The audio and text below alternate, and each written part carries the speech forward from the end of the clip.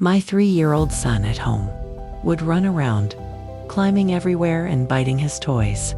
At nursery, he liked playing in the sand, throwing it onto his face, or splashing water. He emptied out the toys and liked lining cars and trains on the floor, or stacking the Duplos on top of each other to create a tower. He was sensitive to noise and would go la-la trying to block it out. Sometime, he tiptoed without any shoes on. He was only able to concentrate briefly during story time. At the local park, he cried every time it was time to go. He would throw himself on the floor. Sometimes his tantrums could last longer than 10 minutes. When shopping, he'd hold his ears and run into danger, forcing us to leave. At age 4, he started primary school. He liked his routine, and any slight changes he would have a meltdown. He struggled with bedtimes and always rewatch his favorite cartoons. I hoped things would get easier, but as the years went by, he started biting his shirt collar and nails. The school called me more and more.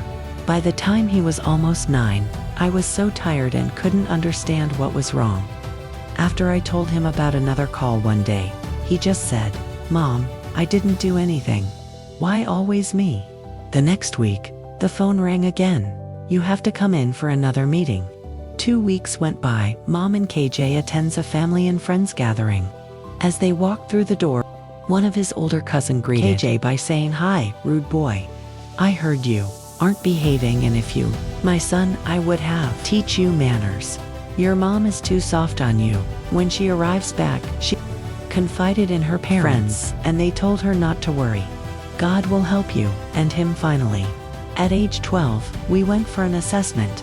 A month later, the psychologist handed us the diagnosis. It was a relief. He wasn't a bad child.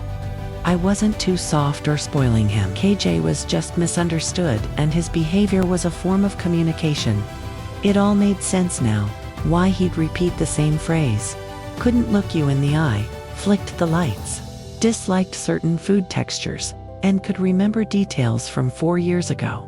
I was so grateful for those who supported me and gave constructive criticism from my trusted parents, friends, family, few education professionals, close understanding colleagues who realized the judgmental ones. I no longer gave them access to my life. The journey may be long, but you have to continue because you never know where it may take you.